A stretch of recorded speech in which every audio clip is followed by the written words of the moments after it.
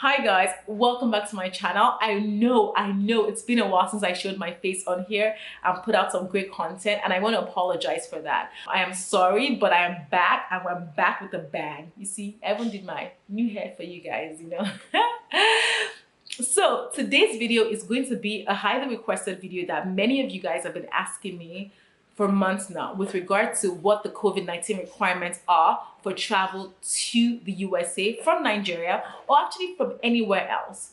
The reason why I have refrained from creating this video is because in the past, I knew my answers to the questions that you would have would be it depends, right? Because at the time, it actually depended on where you were flying through, whether or not you needed a COVID-19 test, for example, to the US. That is no longer the case. There is a lot of clarity and ease of understanding what the requirements are right now because the US government has basically said that this is the rule for everybody. Everyone needs a COVID-19 test. And in the video, I'm going to be sharing with you guys a lot more in detail about that. And I really want you to watch the video to the end because I'm also going to be giving you guys answers to some FAQs as written by the CDC, the US government. So definitely watch the whole video through. And if at the end, as always, if you have any questions, drop them in the comment section below.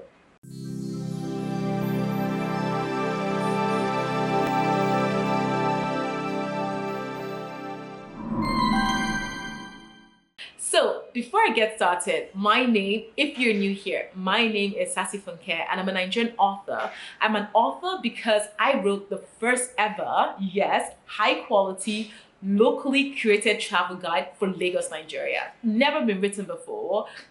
It's on Amazon. Before you even buy it, go and read the reviews on Amazon. I'm going to leave the link below. Read the reviews, and if you're not blown away, I don't know, but support your girl anyway. Buy a copy, buy 5 copies, gift it out. You're going to love it. Even if you don't plan to travel to Nigeria, I just want to get a sense of what Lagos is all about. There is no better book that does this than my book, Lagos Travel Guide. I'm also a travel and lifestyle content creator, and I create to really help the average Nigerian and African traveler travel better and smarter. So if that is you, I implore and I ask you to please subscribe to my channel. That big red button down below, subscribe, click it. We're on our way to getting 40,000. I would absolutely love it if by the end of, let me say the end of this month, maybe next month, yeah. But if I made 40,000 subscribers and you can make that happen, click subscribe and give this video a huge thumbs up. Okay, so to start, I'm definitely going to share all the links of where I'm getting this information from so that you guys can verify that information as always, right?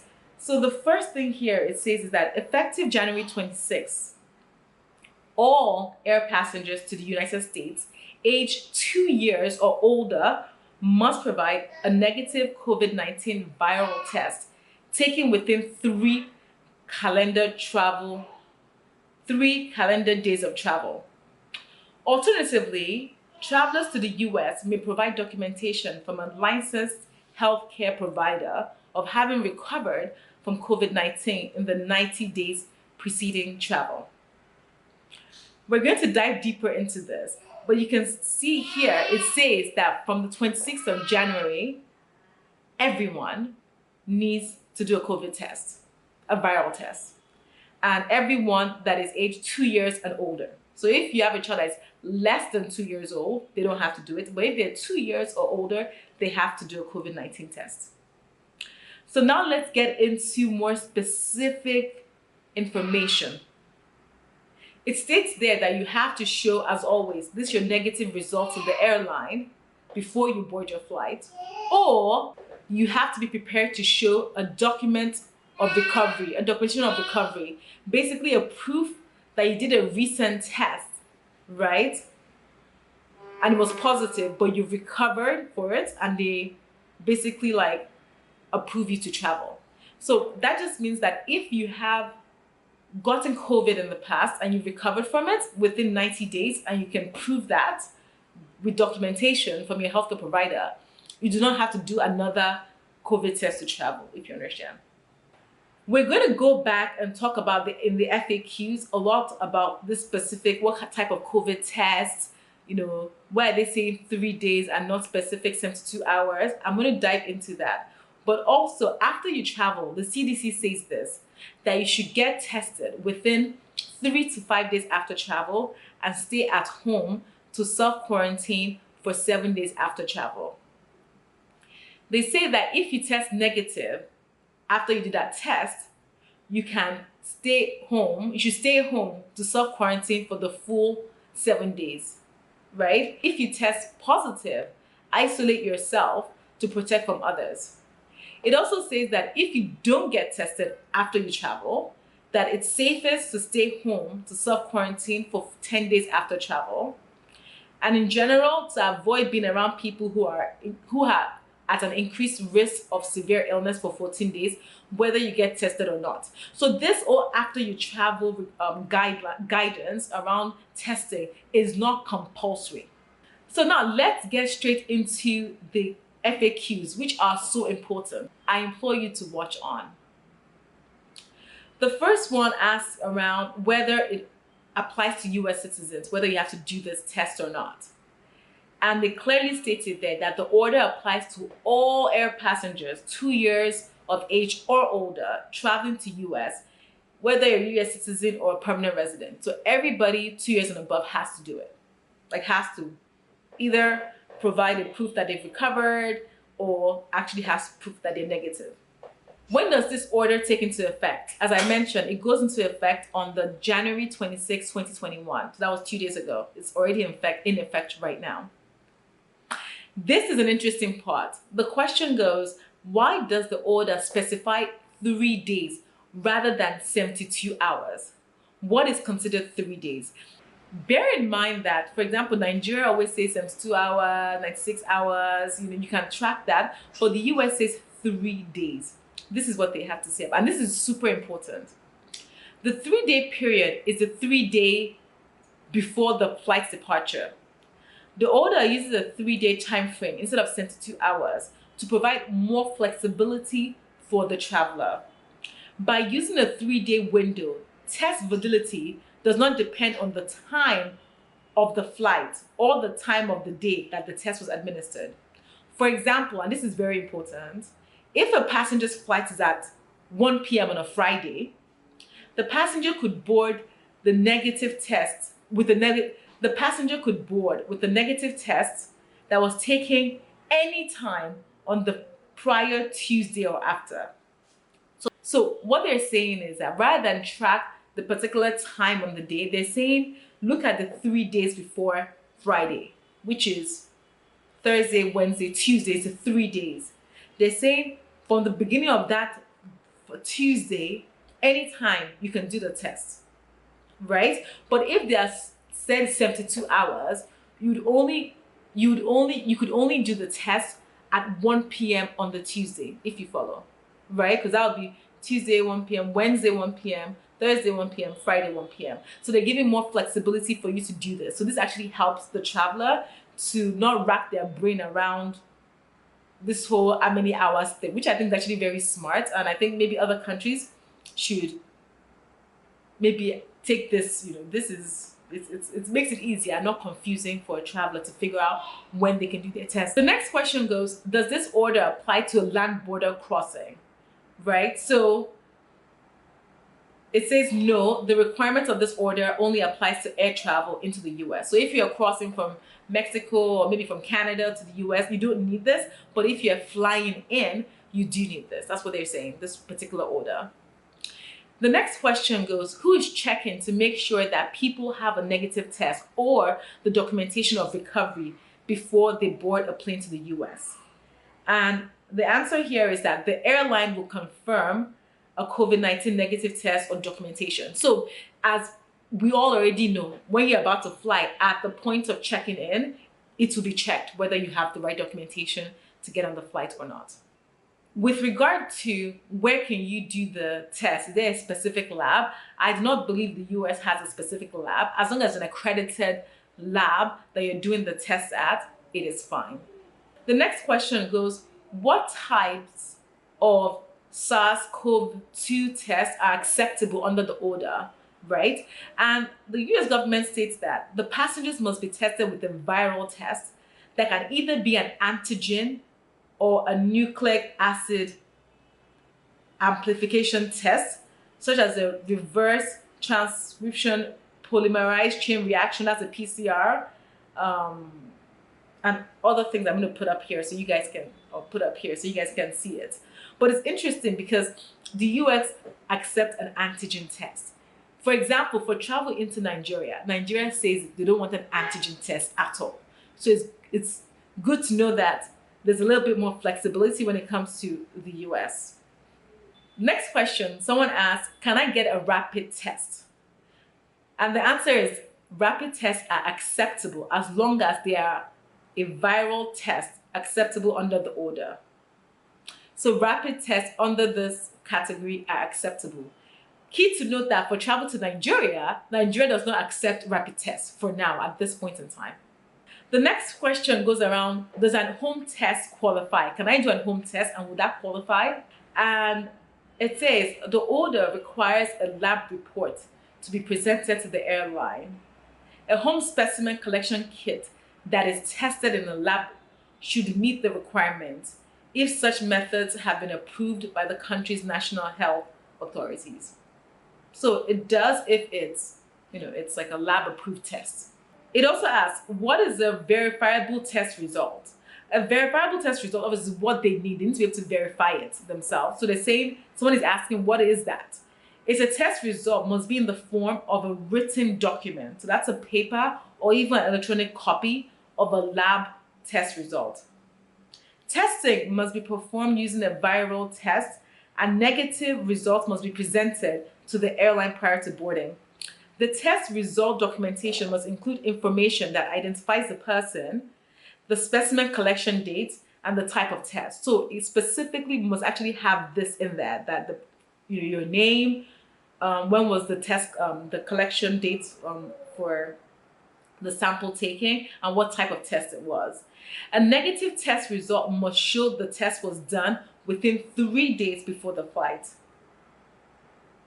A positive test result must show the test was done within 3 months before the flight. This has to do with documentation. If you've recovered from COVID, you actually have to prove that you did have a positive test result within 3 months too.